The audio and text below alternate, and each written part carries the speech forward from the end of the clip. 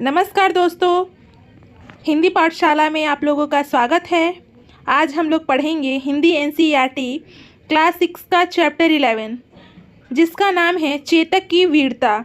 चेतक का मतलब होता है घोड़ा। चेतक हम लोग घोड़े को कहते हैं, ठीक है। पहला पैरा हम लोग पढ़ना शुरू करेंगे। रण बीच चौकड़ी भर भर कर चेतक बन गया निराला था, राणा प्रताप के घोड़े से पड़ गया हवा को पाला था। अब देखिए, जो रणविजय सिंह हैं उनके घोड़े की चर्चा की गई है इसमें। कैसे? रण बीच चौकड़ी भर भर के। रण मतलब युद्ध का मैदान, ठीक है। चौकड़ी मतलब कि खूब जोरों से उछलना, ठीक है। चेतक का अर्थ है घोड़ा। निराला मतलब अनोखा, अद्वितीय, ठीक है।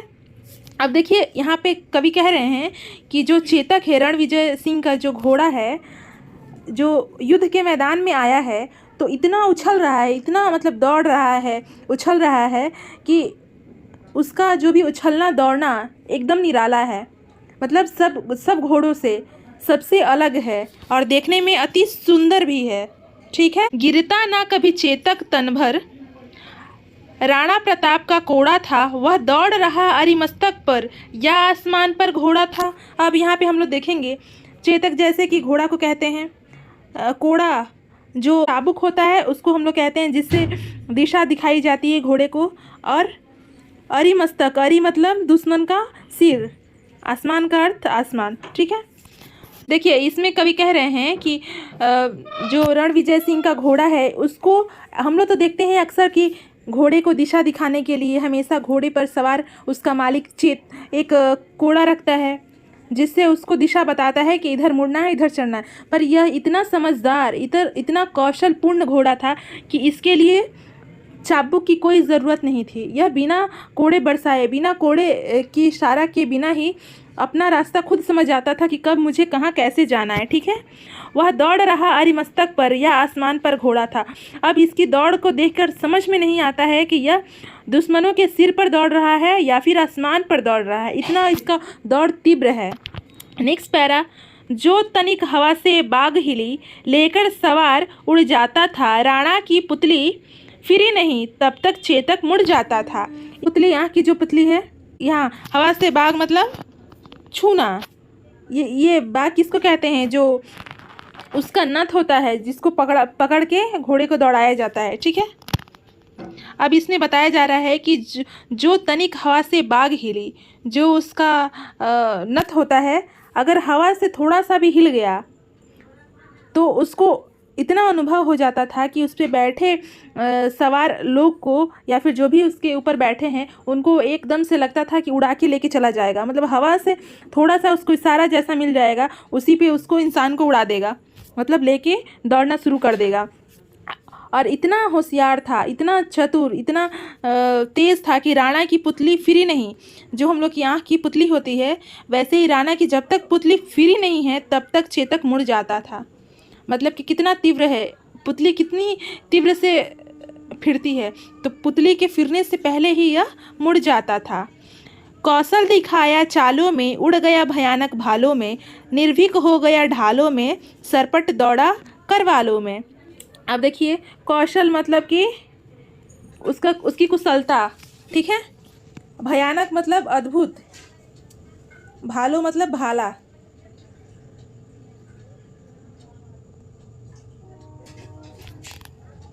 निर्भीक मतलब निडर होता है, ठीक है। ढालो मतलब ढाला होता है, सरपट मतलब तुरंत, ठीक है। अब देखिए, कौशल दिखाया चालों में। अब उसकी दौड़ का जो कौशल है, यह भी तो एक शिक्षा है, कौशल है, यह भी तो एक कौशल है दौड़ने का, इतना तीव्र। क्योंकि घोड़े का जो रफ्तार होता है, अक्सर जो भी घोड़ा हम लोग के आसपास दिखता है तेज ही दौड़ते हैं, पर यह घोड़ा उनसे कहीं बेहतर था। मतलब यह अपना दौड़ से, उछल कूद से अपना कौशल दिखाया। उड़ गया भयानक भालों में। अब जितना तीव्र भाला आ रहा है दुश्मनों का, उससे कहीं गुना तीव्र यह भाला को पार करके उड़ जा रहा था।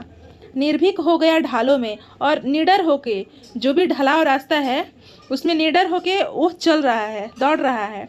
सरपट दौड़ा करवालों में, और जो पतले रास्ते हैं उस पर एकदम तुरंत दौड़ रहा है।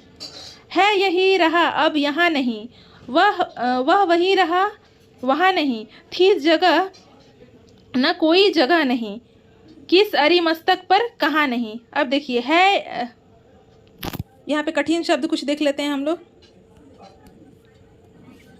है यहीं रहा अब यहाँ नहीं, जगह मतलब जानते हैं, अरी मस्तक मतलब दुश्मनों का सिर, मतलब कि है यहीं रहा अब यहाँ नहीं, दिख रहा है तो यहीं पर दोबारा देखो तो यहाँ है नहीं, मतलब दौड़ के भाग गया।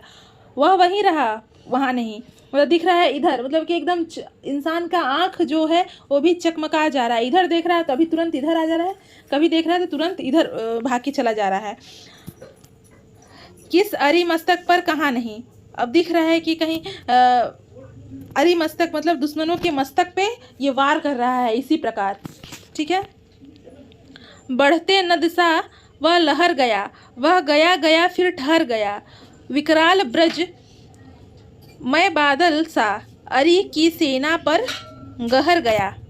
अब देखिए, नद मतलब नदी होता है, एक सेकेंड, नद का अर्थ नदी होता है, लहर जो नदी का लहर है, विकराल मतलब डरावना, ठीक है, ब्रज मतलब जो बादल पे बिजली, बादल रूपी बिजली, ठीक है, अरे सेना पर घहरना मतलब बरसना, ठीक है। अब देखिए, बढ़ते नद सा वह लहर गया, जैसे नदी में पानी ज़्यादा होता है तो नदी की लहरें कैसे बहती है, वैसे ही नदी की लहरें की समान घोड़े की चाल भी हो गई है। वह गया गया फिर ठहर गया। अब देखिए, नदी की चाल, जब नदी में पानी ज़्यादा रहता है तो एकदम बहते रहता है, जैसे ही धीमी नदी का पानी कम होता है तो धीरे धीरे रुकने लगता है। तो वैसे ही घोड़ा युद्ध में दौड़ रहा है, अचानक एकदम धीमी कर दे रहा है अपनी रफ्तार, ठीक है। विकराल ब्रज मैं बादल सा अरी सेना पर गरज गया, जैसे एकदम भयानक कैसे बारिश होती है तो बिजली कैसे गरजती है एकदम जोर से, उसी प्रकार यह क्या किया है, घोड़ा दुश्मनों पर बरस रहा है, मतलब दुश्मनों को क्षति पहुंचा रहा है, ठीक है, युद्ध के मैदान में लड़ रहा है। भाला गिर गया गिरा निपंग, हर टांगों से खन गया अंग, वैरी समाज रह गए तंग, घोड़ा का ऐसा देख रंग। देखिए, यहाँ पे भाला का अर्थ है जो युद्ध के मैदान में जो भाला होता है जिसे हम फेंक के मारते हैं उसको कहते हैं निपंग। निपंग का अर्थ है तलवार।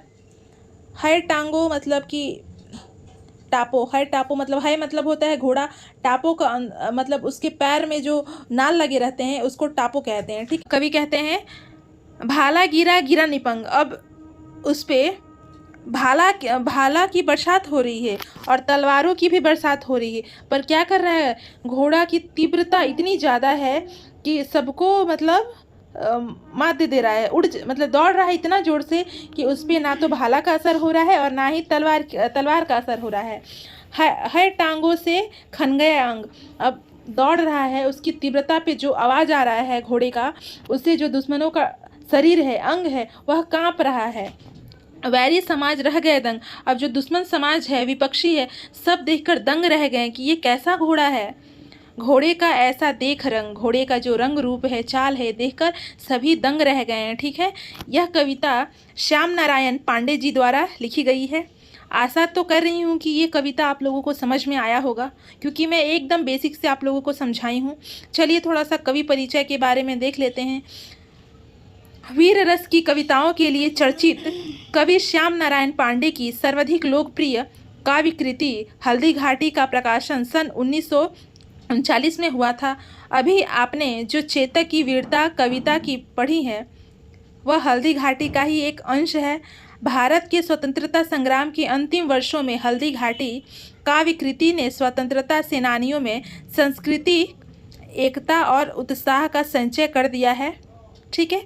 नारायण जी का जन्म 1907 में हुआ था और मृत्यु उनकी 1991 में हुई थी। इतना तो पता है कि अगर आप लास्ट यहाँ तक पहुँच गए हैं तो आपको यह कविता 100% समझ में आई होगी। और प्लीज़ अगर समझ में आई है तो चैनल को सब्सक्राइब कीजिएगा, वीडियो को लाइक कीजिएगा और यह वीडियो अपने दोस्तों के साथ भी शेयर कीजिएगा। Thank you.